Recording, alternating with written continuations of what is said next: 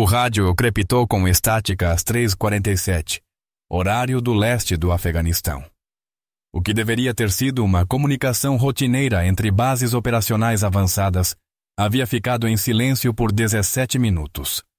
Na tenda de inteligência do campo aéreo de Bagram, o capitão Marcos Rodrigues fixava os olhos no visor digital do mapa, observando os pontos azuis que representavam a equipe 6 dos Navy SEAL desaparecerem um a um da tela. Os pontos vinham se movendo de forma constante pelas montanhas do Hindu Kush, executando o que deveria ser uma missão simples de extração. Agora, restava apenas o zumbido suave dos equipamentos eletrônicos e o ronco distante dos geradores que alimentavam a base. Senhor, perdemos todo o contato com os Neptune 7, relatou o sargento de primeira classe Williams, a voz tensa de preocupação. A missão estava classificada acima do nível de autorização de Rodrigues, mas ele sabia o suficiente para entender que 12 dos guerreiros mais elitizados da América agora eram fantasmas em território inimigo. O Talibã vinha se mostrando incomumente ativo na região, e a inteligência sugeria que um alvo de alto valor estava sendo movido pela área. O que não haviam previsto era a emboscada coordenada que acabara de se desenrolar na escuridão das montanhas afegãs. O silêncio se estendeu, quebrado apenas pelos sons mecânicos da guerra. Rodrigues estendeu a mão para o rádio, sabendo que teria de fazer a chamada que poderia salvar 12 vidas ou confirmar seus piores temores. O helicóptero Apache mais próximo estava a 40 minutos de distância, longe demais para fazer diferença. O apoio terrestre mais próximo estava sob fogo inimigo, a 30 km dali. Na aritmética da guerra, o tempo havia se tornado a mercadoria mais preciosa e eles estavam perigosamente sem. Do lado de fora da tenda de inteligência, a escuridão que precede o amanhecer era total, exceto pelo brilho âmbar das luzes da pista. Em algum lugar daquela escuridão, um solitário Aztec Thunderbolt 3 já girava seus motores, embora Rodrigues ainda não soubesse disso. A piloto vinha monitorando as frequências de emergência, ouvindo o silêncio onde deveriam existir vozes. Ela estivera esperando por aquele momento durante toda a sua carreira, embora jamais desejasse que viesse ao custo de vidas americanas. O relógio na parede marcou 3h48. Nas montanhas, clarões de fuzis iluminavam a noite como vagalumes mortais. Os SEALs lutavam por suas vidas, mas seu equipamento de rádio havia sido destruído nos momentos iniciais da emboscada. Estavam sozinhos, cercados e com pouca munição. O inimigo havia escolhido bem o campo de matança, usando o terreno para canalizar os americanos a um vale estreito, com encostas íngremes de ambos os lados. Rodrigues finalmente acionou seu microfone. A voz firme apesar da gravidade da situação. Todas as estações, aqui é o controle de retaguarda. Temos uma situação crítica em desenvolvimento no setor 7 Alpha. Neptune 7 está desaparecido e presumivelmente engajado. Repito, Neptune 7 está desaparecido e presumivelmente engajado. As palavras pairaram no ar como uma sentença de morte, marcando o momento em que uma missão de rotina se transformou numa luta pela sobrevivência nas montanhas implacáveis do Afeganistão. A Major Alina Vasquez estava deitada em sua beliche, no alojamento dos pilotos, quando a chamada de emergência chegou ao seu rádio pessoal. Ela sempre se mantinha atenta às frequências de emergência, um hábito desenvolvido durante 3 turnos de combate, que a haviam ensinado a dormir com um ouvido desperto. Aos 34 anos, era mais velha que a maioria de seus colegas pilotos, com mechas prateadas precoces em seus cabelos negros, que lhe renderam o apelido não oficial de Tempestade entre os aviadores mais jovens. Seu indicativo de chamada oficial era outro, um que carregava peso e respeito entre aqueles que realmente compreendiam a aviação de combate. Mas poucos em Bagram conheciam a história por trás dele. Ela se levantou da cama com o movimento fluido de quem já havia feito aquilo inúmeras vezes, seus pés encontrando as botas de voo no escuro sem esforço consciente.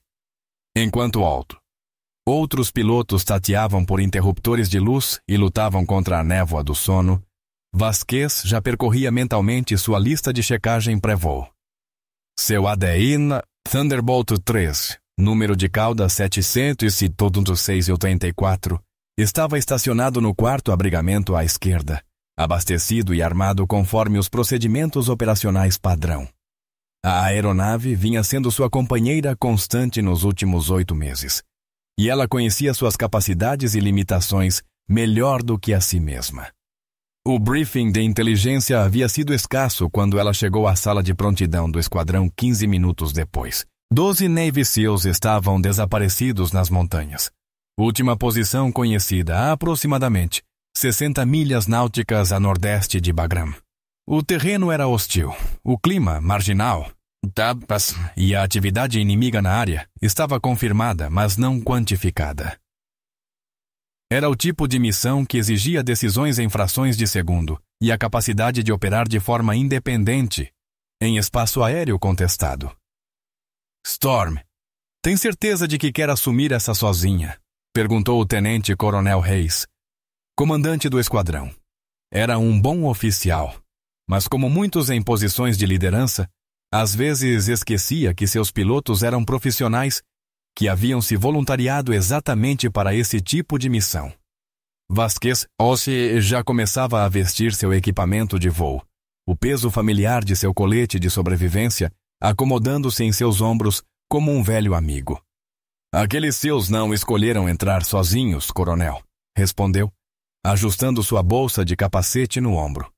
Além disso, meu pássaro já está configurado para apoio aéreo aproximado, e eu conheço aquele terreno melhor que qualquer um no esquadrão. Era verdade. Embora ela não mencionasse as razões pessoais, pelas quais conhecia tão bem aquele trecho específico das montanhas. Algumas histórias eram melhores se mantidas em silêncio, ao menos até que a missão fosse concluída. A caminhada até sua aeronave levou 3 minutos na escuridão que precedia o amanhecer. Suas botas de voo esmagavam o cascalho entre os abrigos. O A-10 repousava baixo em seu trem de pouso, seu perfil angular inconfundível mesmo em silhueta. A aeronave fora projetada para um único propósito: fornecer apoio aéreo aproximado às forças terrestres em contato com o inimigo, e tudo em sua construção refletia essa missão singular. Da banheira de titânio que envolvia a piloto ao canhão GAU-8 que lhe servia de peça central. Vasquez completou a inspeção externa, walk-around, por tato e instinto, as mãos verificando superfícies de controle e suportes de armamento num ritual que se tornara segunda natureza. O avião levava carga completa de munição de 30 mm para o canhão, além de mísseis Maverick e bombas de 500 libras nos pilones das asas. Poder de fogo suficiente para arrasar um quarteirão. Embora ela esperasse não precisar da maior parte disso, porque precisão era mais importante do que força destrutiva bruta, quando forças amigas estavam em contato próximo com o inimigo. A cabine pareceu casa quando ela se prendeu ao assento, as mãos percorrendo automaticamente a sequência de acionamento. Do lado de fora, o chefe de equipe ergueu o polegar, sinalizando que todas as verificações externas estavam concluídas e a aeronave pronta para o voo. Os 2 motores General Electric TF-34 ganharam rotação com seu assobio característico, som que se tornara sinônimo de salvação para incontáveis tropas terrestres ao longo de 4 décadas. Ao rolar em direção à pista ativa, Vasquez chamou no rádio: Bagram Tower. ROG 77 solicitando partida imediata para o norte. Missão de apoio aéreo aproximado de emergência. A resposta do controlador foi profissional, mas tingida de urgência. ROG 77, decolagem imediata autorizada. Vento calmo. Contate partida em 254 CT. Boa caçada. O A-10 acelerou pela pista com rapidez enganosa, os motores potentes lançando a aeronave fortemente armada ao céu noturno. E quando o trem recolheu e o avião estabilizou a subida, Vasquez sentiu a calma familiar de estar no ar e focada na missão, enquanto atrás dela, Bagram se reduzia a um punhado de luzes na escuridão. E à frente, jaziam as montanhas onde 12 americanos lutavam por suas vidas, e ela era a única esperança de sobrevivência deles. O voo rumo ao nordeste levou 23 minutos, período em que Vasquez manteve contato por rádio com o controle de Bagram, enquanto monitorava as frequências de emergência em busca de qualquer sinal de vida do Neptune 7. As montanhas erguiam-se ao seu redor como gigantes adormecidos, picos invisíveis na escuridão, mas presentes na turbulência que sacudia a aeronave. Era um voo perigoso, do tipo que leva embora pilotos inexperientes que não respeitam o terreno, nem o ar rarefeito da altitude. Ao 8, 500 pés acima do nível do mar, ela iniciou o padrão de busca, descrevendo uma série de 8 amplos sobre a área onde os SEALs haviam sido vistos pela última vez. E seus óculos de visão noturna transformaram o mundo em tons de verde e branco, revelando em detalhe espectral a paisagem árida abaixo, com montanhas talhadas por vales profundos e ravinas estreitas. Terreno perfeito para uma emboscada, mas infernal para uma operação de resgate.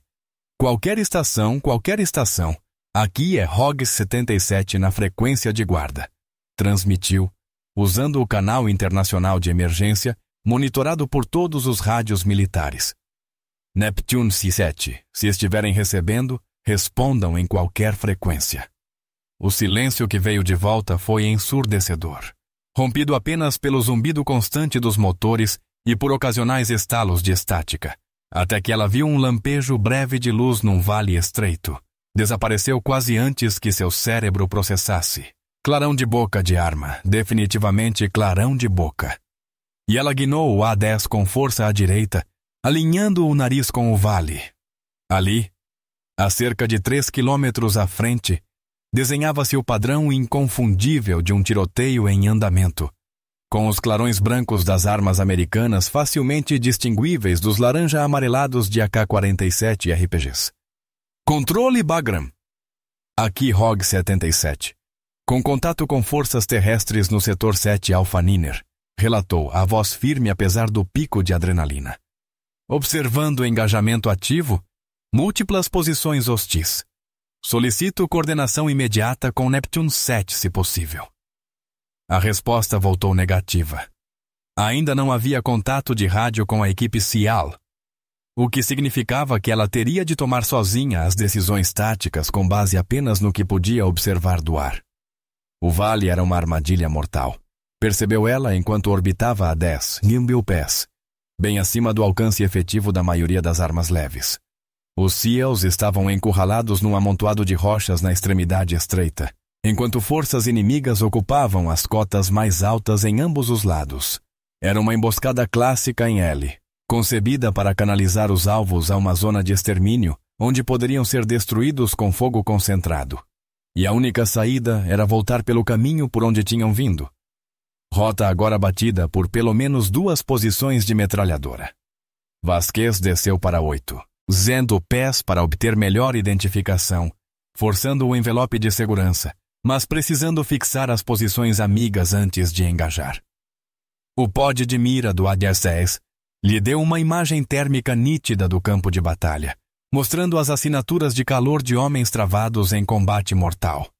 Via os SEALs encolhidos atrás de suas coberturas, revidando quando possível claramente em desvantagem numérica e ficando sem munição, enquanto o inimigo escolhera bem as posições, usando formações rochosas naturais e abrigos construídos para criar campos de tiro sobrepostos. Ela contou ao menos 30 assinaturas térmicas do lado adversário, possivelmente mais escondidas nas sombras das rochas. Uma força significativa, grande demais para a patrulha ou encontro fortuito. Aquilo fora planejado, o que significava que, em algum ponto da cadeia de comando, a inteligência havia sido comprometida. Aeronave americana desconhecida. Aeronave americana desconhecida. E que é Neptune se actual. A voz estalou nos fones de ouvido de Vasquez, fraca e distorcida pela estática, mas inconfundivelmente americana. O coração dela disparou quando pressionou o microfone para responder.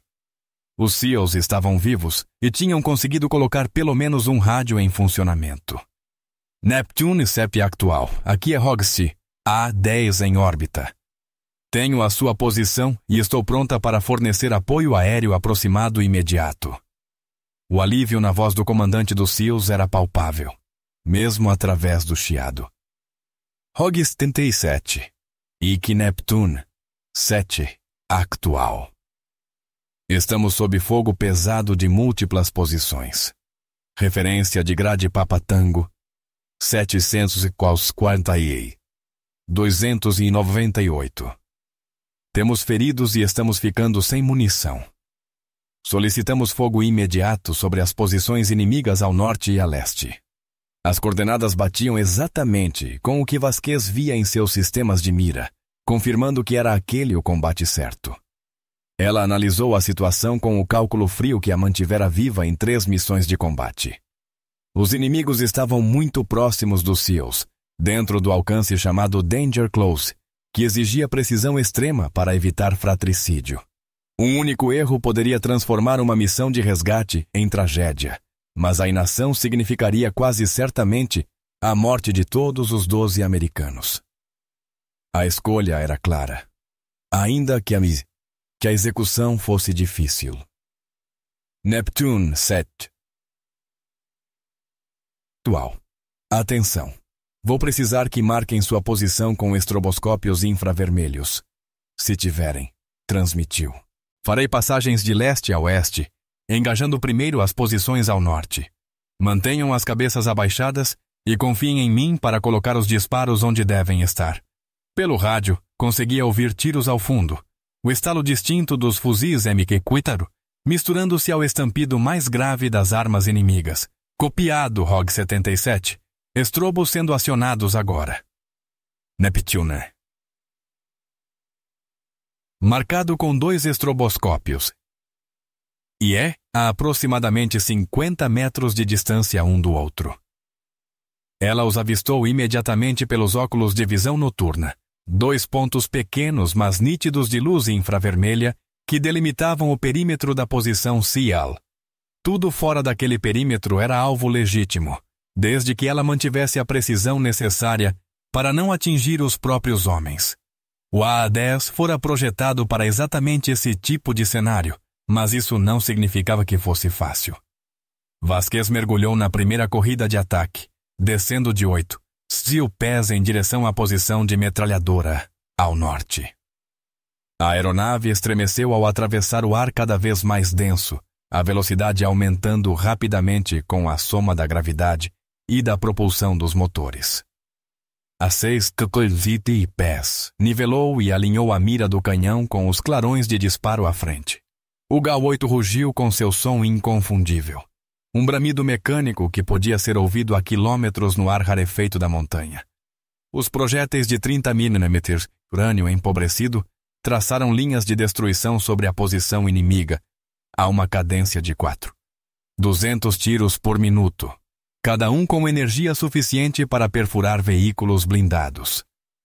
O efeito sobre alvos humanos foi devastador e imediato, transformando uma posição fortificada em uma cratera fumegante em 3 segundos.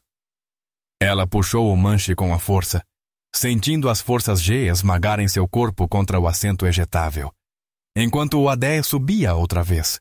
Atrás dela, explosões secundárias iluminaram a noite quando munições e explosivos inimigos detonaram sob o impacto de seu fogo. A metralhadora do norte calou-se, sua guarnição morta ou em fuga.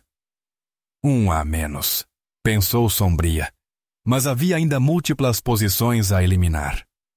Bons acertos, a voz de Neptune se actual ecoou pelo rádio. A posição ao norte foi neutralizada. Estamos sob fogo agora da linha de cume a leste, aproximadamente 200 metros a leste de nossa posição.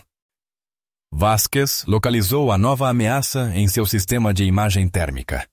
Uma fileira de clarões ao longo da crista. Inimigos tentando cercar os SEALs com seu fogo. Ela mergulhou na segunda corrida de ataque, agora aproximando-se pelo sul, para obter ângulo limpo sobre a linha leste. O pod de mira mostrava pelo menos 8 combatentes inimigos espalhados por um trecho de 100 metros de terreno elevado, usando rochedos e vegetação rala como cobertura. Seriam necessárias várias passagens para eliminá-los, mas ela tinha combustível e munição de sobra para um engajamento prolongado. O canhão voltou a falar, sua voz letal ecoando nas encostas da montanha enquanto os disparos varriam a crista. Ela viu inimigos rompendo a cobertura e correndo, suas silhuetas térmicas brilhantes contra as pedras frias. Alguns alcançaram novas posições, outros não. A guerra, no fim, se resumia a uma matemática simples. Quem conseguia entregar o fogo mais eficaz no menor tempo? Naquela noite, a matemática do A10 provava ser superior aos cálculos do inimigo. Na quarta corrida de ataque, o volume de fogo inimigo já diminuíra significativamente. Os sobreviventes fugiam da área ou haviam se enterrado de tal forma que não representavam mais ameaça aos céus. Vasquez subiu a uma altitude segura e estabeleceu padrão de espera sobre o vale, seus sensores varrendo por qualquer sinal de atividade restante. O panorama térmico mostrava apenas assinaturas de calor se apagando, equipamentos destruídos e posições abandonadas. Neptune actual, aqui ROG 77, chamou pelo rádio. Não detecto posições inimigas ativas na sua área imediata. Qual é o seu status? Precisam de evacuação médica? A resposta demorou mais do que ela esperava. E quando veio, a voz do comandante dos SEALs trazia o peso da exaustão e da perda, revelando o custo do confronto. ROG 77, aqui Neptune CEP actual. Temos 2 QIA e 4 feridos. 2 em estado crítico. Precisamos de evacuação médica imediata e de uma zona segura de pouso para os helicópteros. Os números a atingiram como um golpe físico. 2 dos melhores combatentes da América haviam pago o preço final naquele vale sem nome. E outros 4 lutavam pela vida. A missão havia sido bem sucedida em termos táticos, mas o custo humano era sempre a parte mais difícil de suportar. Vasquez permaneceu em estação por mais 40 minutos, fornecendo cobertura. Enquanto 2 Black Hawks UH-60 lutavam para atravessar o terreno montanhoso e alcançar o ponto de extração. Os helicópteros tiveram de navegar com visão noturna por algumas das condições de voo mais desafiadoras da Terra, costurando seu caminho entre picos no ar rarefeito e em ventos imprevisíveis. Era um testemunho da habilidade da aviação do exército o fato de conseguirem fazê-lo parecer rotineiro. A extração em si levou 12 minutos, durante os quais Vasquez manteve uma órbita protetora sobre a zona de pouso. Seus sensores não mostravam sinais de reforço inimigo, mas no Afeganistão a situação podia mudar em questão de segundos. Pelos óculos de visão noturna, ela observou os SEALs carregarem seus companheiros feridos e caídos para dentro dos helicópteros, as figuras verdes movendo-se com a eficiência mecânica de profissionais treinados exatamente para esse cenário. ROG 77, aqui Neptune actual. Veio a chamada final de rádio enquanto os helicópteros levantavam voo do vale. Obrigado pelo que fez esta noite. Você salvou vidas, e nós não esqueceremos. A transmissão foi breve e profissional, mas Vasquez podia ouvir a emoção por trás da linguagem formal. Aqueles homens entendiam o valor do apoio aéreo aproximado preciso, e sabiam quão perto tinham estado de não voltar para casa. O voo de retorno a Bagram foi silencioso, os motores do A-10 fornecendo apenas um zumbido constante, enquanto Vasquez processava os eventos das 2 últimas horas. Ela havia disparado quase 800 projéteis de 30 mm e provavelmente matado ou ferido dezenas de combatentes inimigos. Mas os únicos números que realmente importavam eram os que Neptune 7 actual lidera. 2 mortos, 4 feridos, 10 voltando para suas famílias. Na aritmética da guerra, aquilo era uma vitória. Mas vitórias no Afeganistão sempre vinham com um preço. Ao entrar no padrão de tráfego de Bagram, o céu oriental começava a mostrar os primeiros sinais de aurora.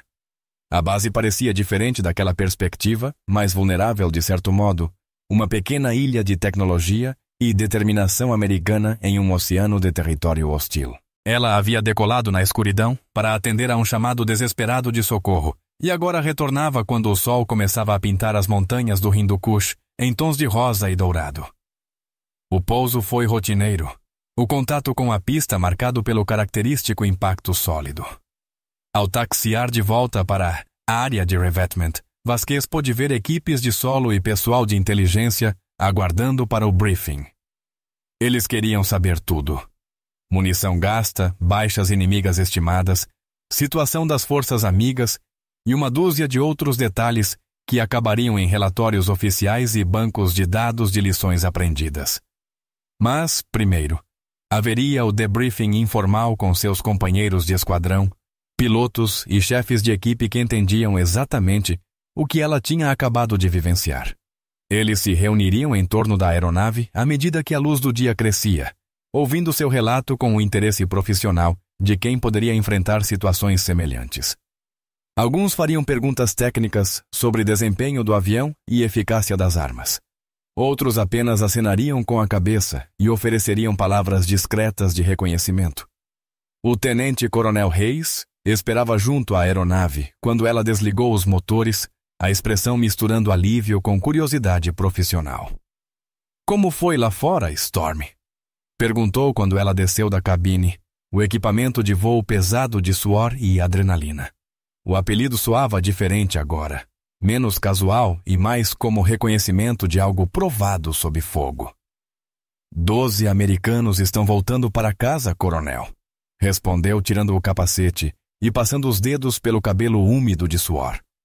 2 deles não sairão andando do avião. E mais 4 precisarão de tempo para se recuperar, mas todos estão voltando para casa. É isso que importa. Era o tipo de resposta que dizia tudo e nada ao mesmo tempo.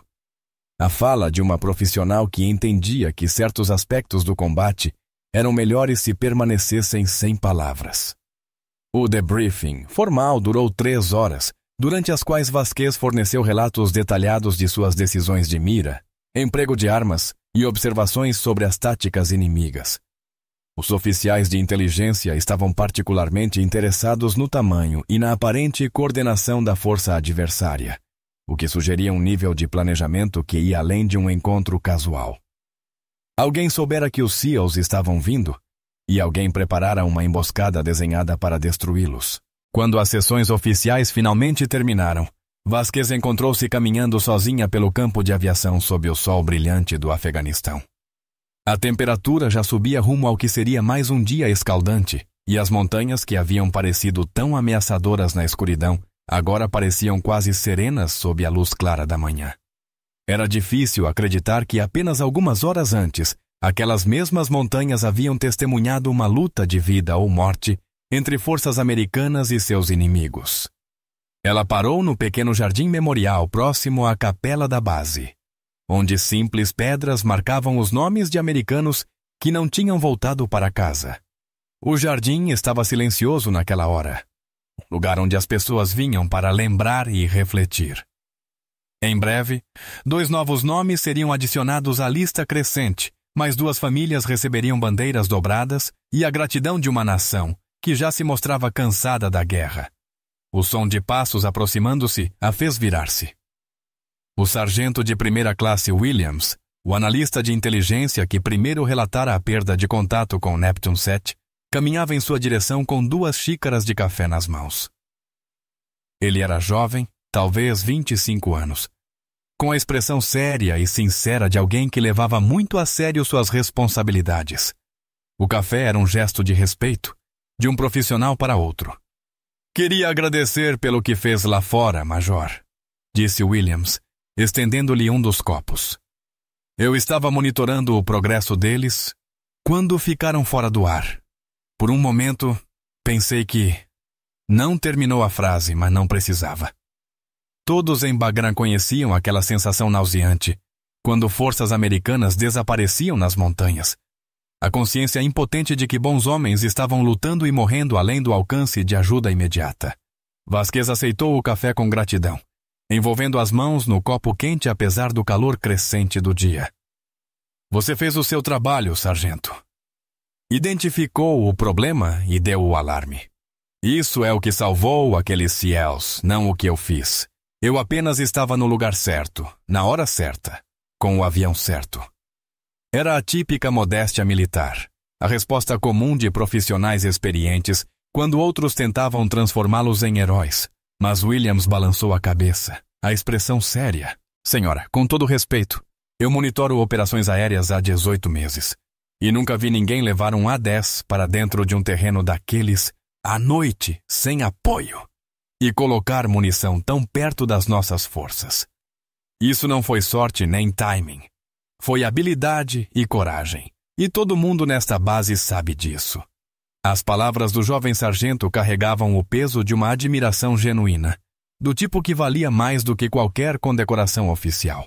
Ficaram em silêncio confortável por alguns minutos, bebendo café e observando a atividade matinal ao redor do campo de aviação. Aviões de transporte chegavam e partiam, helicópteros realizavam voos de treinamento e a engrenagem complexa das operações militares seguia em frente com sua eficiência implacável de sempre. Era fácil esquecer, em momentos assim, que estavam no meio de uma zona de guerra onde a morte podia chegar sem aviso. "Posso lhe perguntar uma coisa, Major?" disse Williams, por fim, a voz carregando uma nota de curiosidade que sugeria algo que vinha pensando havia algum tempo. "Seu indicativo de chamada, Storm. Como conseguiu? Quero dizer, todos conhecem a história por trás dos indicativos dos outros pilotos, mas o seu parece diferente." Era uma pergunta razoável. O tipo de questão que jovens militares faziam quando tentavam entender a cultura e as tradições de sua profissão. Vasquez sorriu levemente, uma expressão que carregava memórias de outros tempos e outras batalhas. "Essa é uma história para outro dia, sargento. Agora preciso me limpar e registrar os relatórios da missão, mas agradeço pelo café e pela conversa." Terminou a bebida e devolveu o copo vazio, que Williams aceitou com um aceno de compreensão. Algumas histórias, parecia reconhecer sua expressão, não se contavam. Eram conquistadas. Enquanto caminhava em direção ao alojamento dos pilotos, Vasquez refletiu sobre os eventos das últimas horas e sobre o lugar deles no contexto maior de sua carreira militar. Voava missões de combate há mais de uma década, acumulando a experiência que tornava decisões de frações de segundo quase rotineiras. Mas aquela noite tinha sido diferente. Uma convergência de circunstâncias que testara todos os aspectos de seu treinamento e de sua experiência. A comunidade dos A-10 era pequena e coesa, unida pelo compromisso compartilhado com a missão de apoio aéreo aproximado e pela consciência do que significava ser a última linha de defesa para tropas em contato. Naquela noite, ela havia honrado essa tradição da forma mais direta possível, colocando sua aeronave e suas habilidades entre forças americanas e aqueles que queriam matá-las. Era para isso que treinara, para isso que se voluntariara, mas nunca parecia algo trivial. Seus aposentos eram simples e funcionais, contendo apenas o necessário para alguém que passava a maior parte do tempo voando ou se preparando para voar. Algumas fotografias pessoais ocupavam espaço na pequena escrivaninha. Os pais em sua casa no Novo México, o irmão mais novo em uniforme de gala do exército, uma foto de grupo de seu primeiro esquadrão, nos tempos em que ainda era uma jovem tenente, aprendendo os fundamentos da aviação de ataque. O banho foi uma dádiva, lavando não apenas o suor da batalha, mas também o resíduo psicológico das operações de combate. A água quente era um dos pequenos luxos que tornavam a vida suportável no Afeganistão. Um lembrete de civilização em um lugar onde, com frequência, as regras da civilização estavam suspensas. Enquanto a água escorria por seus ombros e costas, ela se permitiu alguns minutos de alívio após a intensidade das últimas horas. Ao sair do banheiro, encontrou uma mensagem em sua conta de e-mail militar. Era do comandante da ala. Uma nota breve solicitando sua presença em um debriefing formal marcado para mais tarde naquela tarde. A mensagem era profissional e rotineira, mas ela sabia que a notícia da missão já havia começado a circular pela cadeia de comando.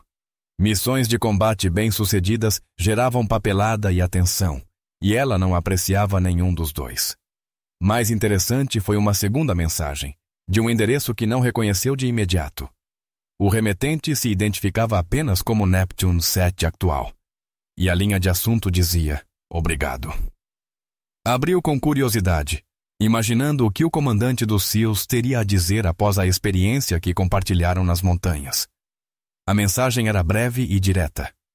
Major Vasquez, queria agradecer pessoalmente pelo que fez pela minha equipe esta manhã.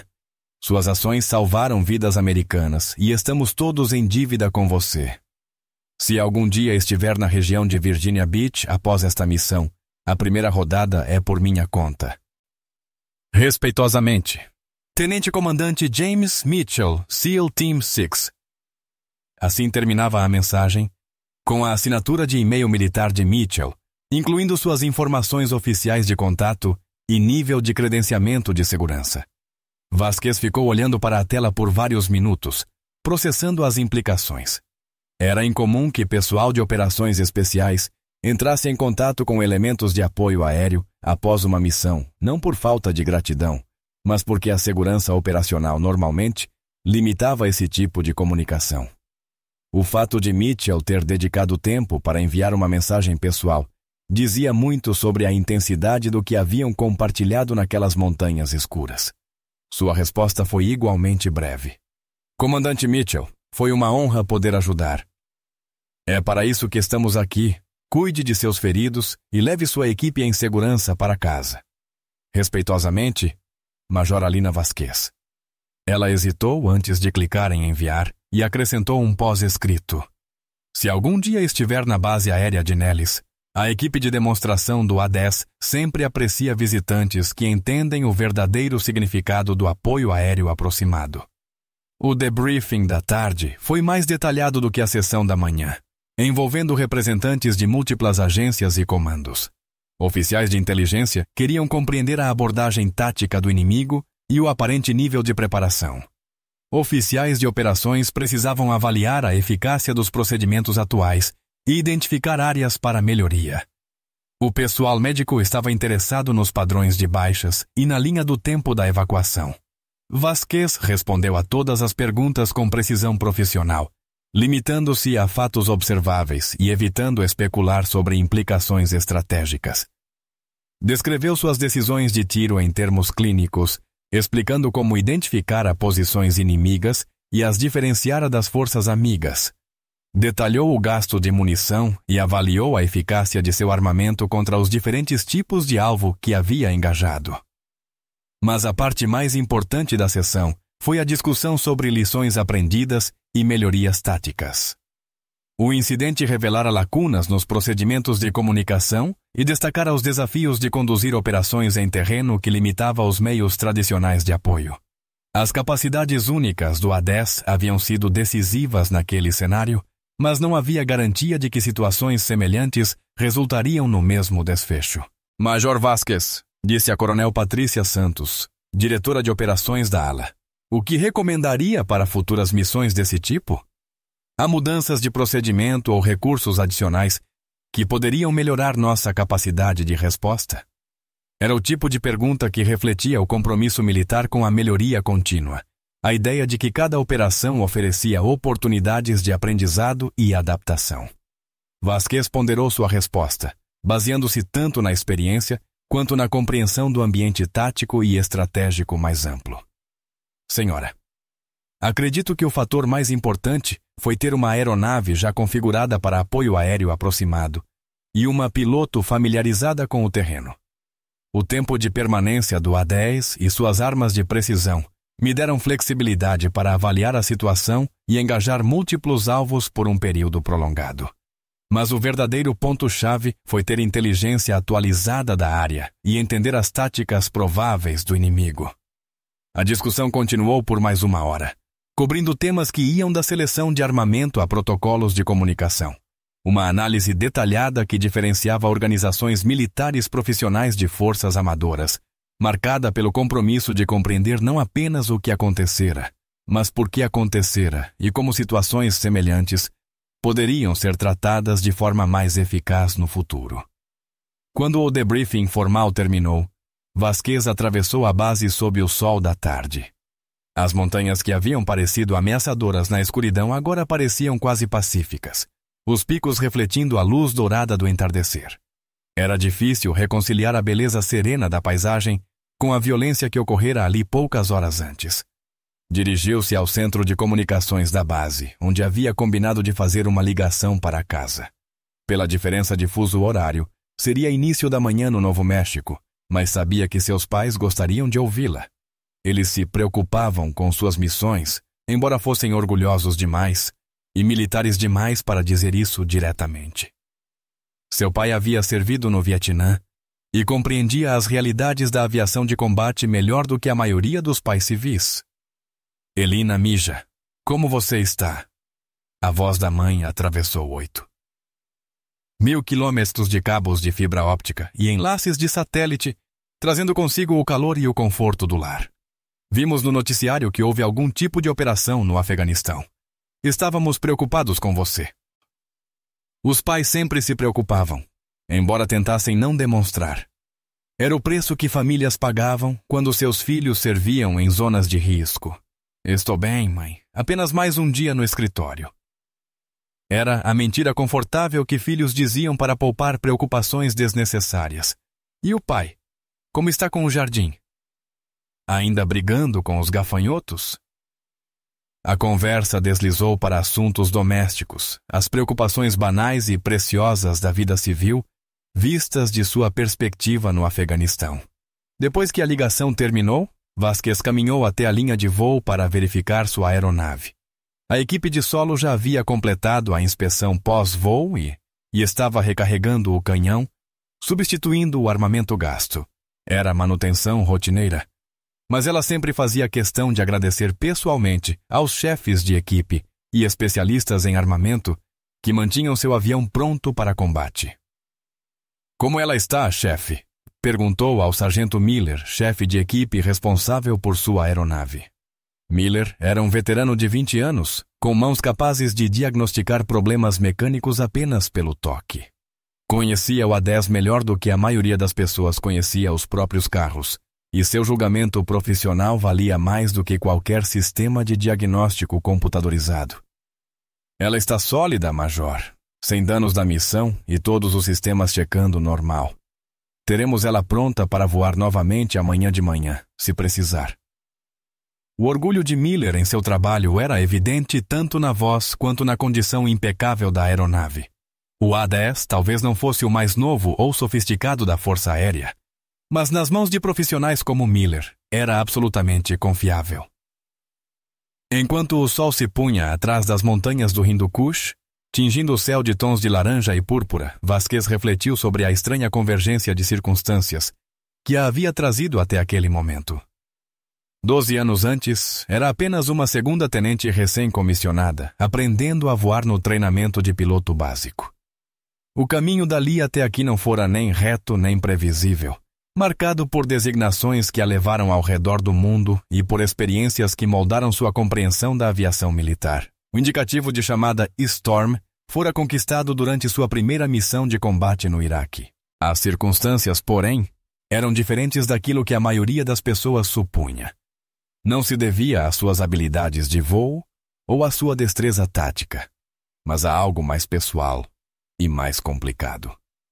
A história por trás do nome era algo que compartilhava com pouquíssimos, em parte porque era doloroso de lembrar, em parte porque revelava vulnerabilidades que ela preferia manter privadas.